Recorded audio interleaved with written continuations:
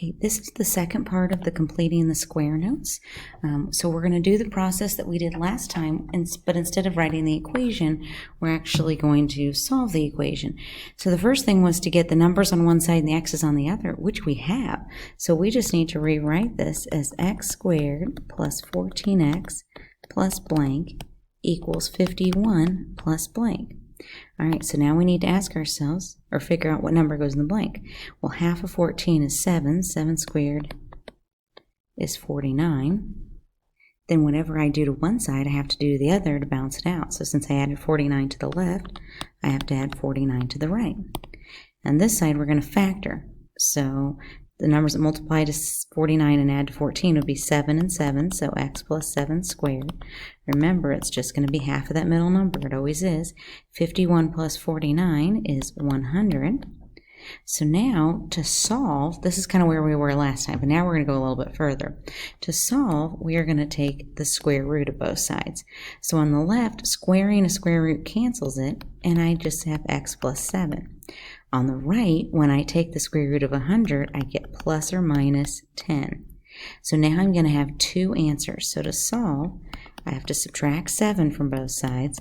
So I get x is negative 7 plus 10, and x equals negative 7 minus 10.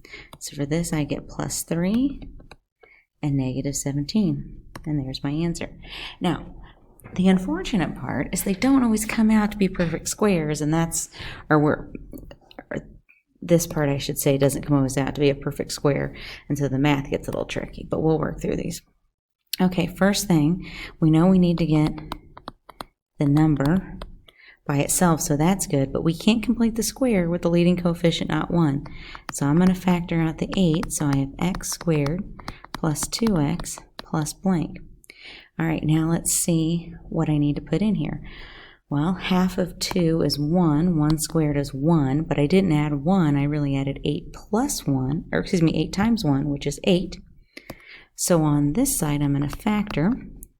And when I factor, I get, well, half, what multiplies to 1 and adds to 2 would be 1 and 1. So I have x plus 1 squared equals 42 plus 8 is 50. Now, before I do anything, okay, I need to get, before I take the square root like I did over number 1, I need to get that x plus 1 squared by itself. So to do that, I'm going to have to divide by 5. So this gives me x plus 1 squared. Reduce that fraction, I get 25 over 4. So now to simplify it, I need to, or to solve it, I need to take the square root of both sides. So on this side, I just get x plus 1, and this side, I get plus or minus. Well, the square root of 25 over 4 is just 5 halves. So I'm going to subtract 1 from both sides. I'm going to come over here where I have a little more space. So now I've got x equals negative 1 plus 5 halves, and x equals negative 1 minus 5 halves. Well, good times. We've got to combine the fractions. So I'm going to give them common denominators, so they're both over 2. So on this first one, negative 1 is really negative 2 over 2. So negative 2 plus 5 would give us 3 halves. And then over here, negative 2 minus 5 would be negative 7 halves.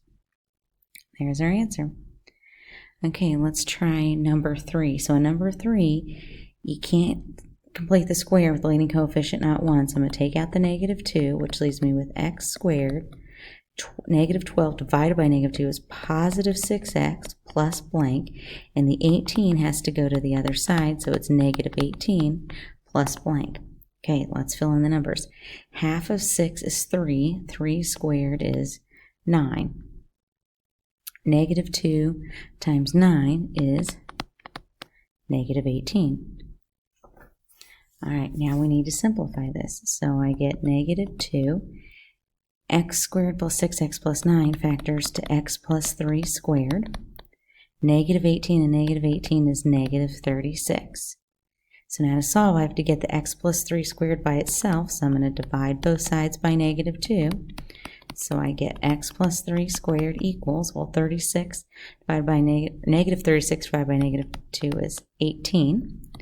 Take the square root of both sides, so I get x plus 3 equals, Well, 18 isn't a perfect square, but it simplifies.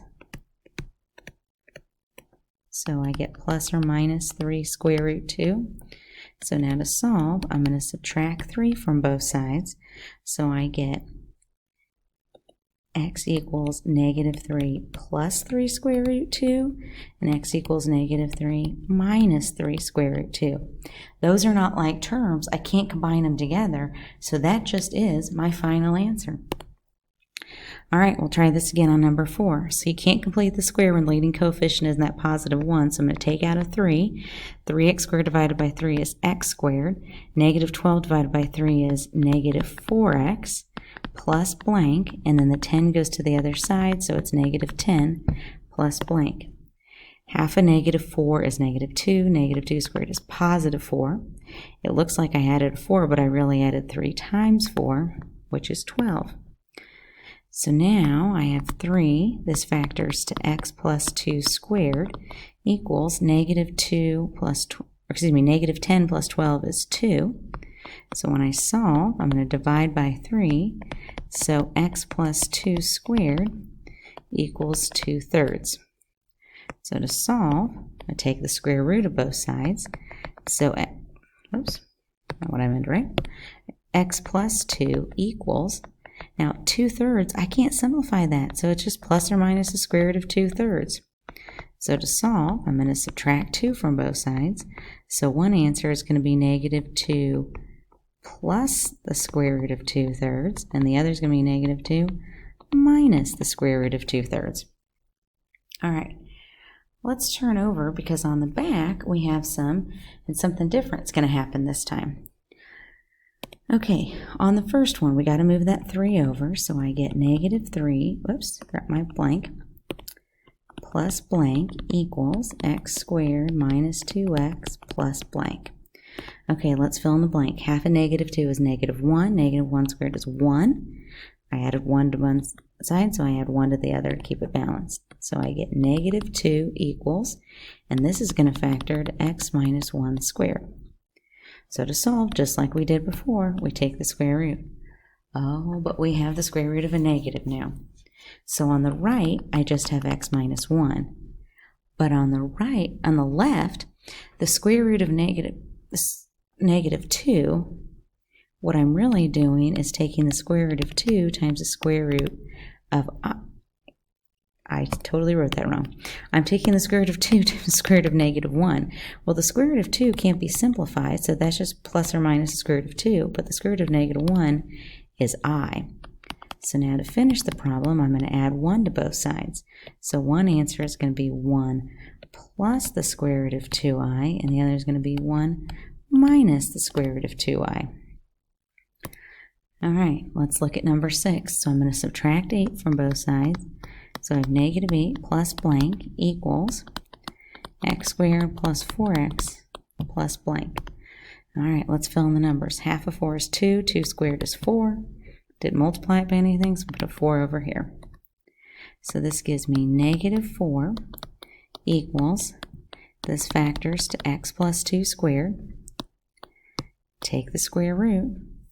But remember, this negative 4, that's really taking the square root of 4 times the square root of negative 1. Well, the square root of 4 is plus or minus 2, and the square root of negative 1 is I, and that equals x plus 2. So now to solve, I'm going to subtract 2 from both sides. So I have negative 2 plus, oops, I was trying to put a square root in there and didn't need it.